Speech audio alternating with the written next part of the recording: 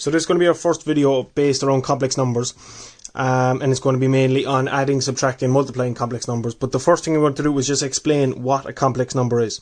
So I'll just look at these two equations individually first, and this will help explain it.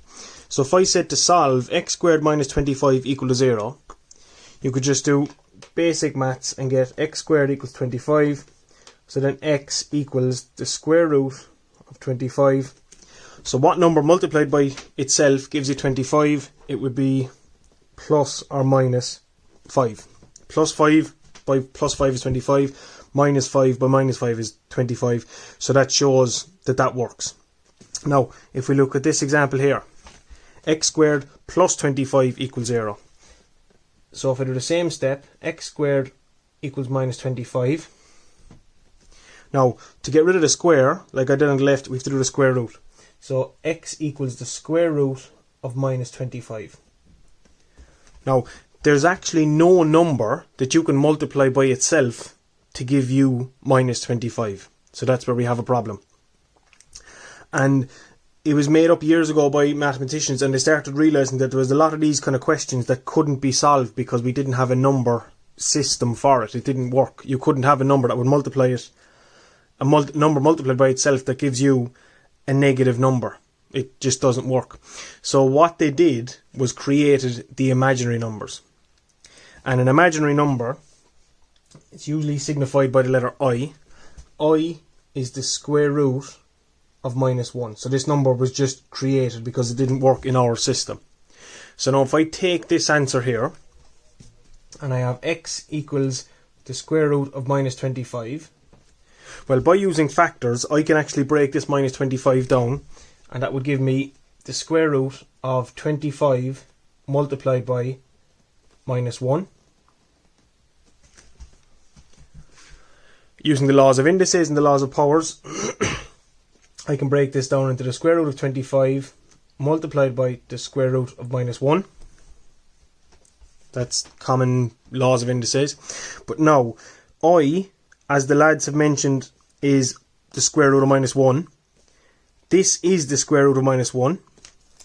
So this now is the imaginary part. So we're going to change that to I. The square root of 25 is 5. And it's multiplied by I. So that is my answer. Okay, that's basically where complex numbers and imaginary numbers came from. It was a couple of equations had come up, and it got to a stage where you couldn't actually solve the question correctly. So another number was created, I for imaginary. So I is going to be the square root of minus 1. And now we have a way to solve the answers. So if I write down another couple of squares, it might be able to work, and it'll show where the numbers come from. The square root of minus 9 is the square root of 9 multiplied by the square root of minus 1. Square root of 9 is 3. Root minus 1 is I. So that's my answer. Then another one, we'll say the square root of minus 64.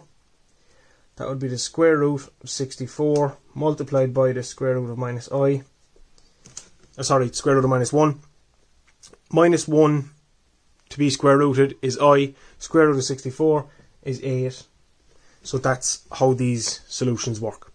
Now, this won't be written in your exam. What it will actually say is this. It won't say I is equal to square root of minus 1. It will say I squared equals minus 1. So that's what you will notice. If you see this at the top of the question, it's a complex numbers question.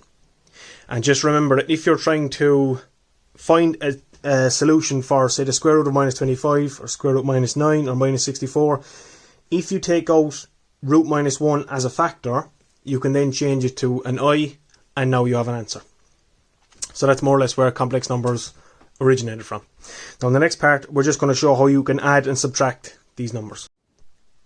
So now, just before I go into showing how to add and subtract complex numbers, I just want to explain what a complex number actually looks like. So a lot of times in your questions, you can come across something that looks like this, say 4 plus 6i or 10 minus 2i or whatever, something like that. So it's actually broken down into two separate parts. So this part on the left, is just a 4. There's no imaginary numbers. There's no anything to make it complicated. So this part is the real part. Okay, now this side, the plus 6i, obviously has a plus 6 in it, which is grand, but the I is what makes things a bit awkward. Now, because the I is there, that means we have an imaginary section, so this right hand side is going to be the imaginary part.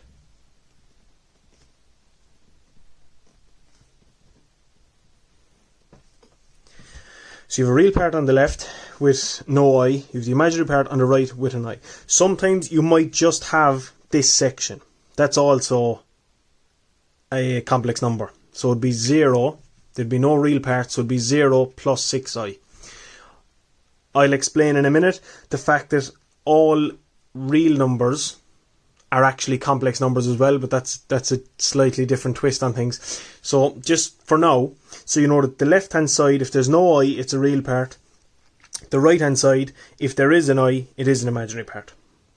Okay, so now I'm just going to show 1 or 2 examples of how to add and subtract complex numbers. So now this first example, 7 minus 2i plus 3 minus 4i. So this bit here is one complex number, this bit here is another complex number, and all you're going to do is just combine them together. Now the first thing we want to try and do is just eliminate the brackets altogether. So this first complex number, there's nothing on the outside the bracket which could make it a bit complicated, so we can just expand it as normal. 7 minus 2i. Now this right hand side, because it's a plus, we need to multiply that plus into the bracket as you would normally for any algebra questions. Plus by 3 is plus 3, plus by minus 4 is minus 4i. Doesn't really change anything because it's a plus. Now this is where the understanding of real parts and imaginary parts comes back into play. So I'm going to use 2 different colours to try and understand it. The red is going to be for real and the black is going to be for the imaginary parts. Now this 7 here has no imaginary parts with it, so this is actually a real part. This minus 2i, obviously because there's an I there, that makes it imaginary, so I'll skip that for a second. Plus 3, there's no imaginary parts here, so again this is another real part.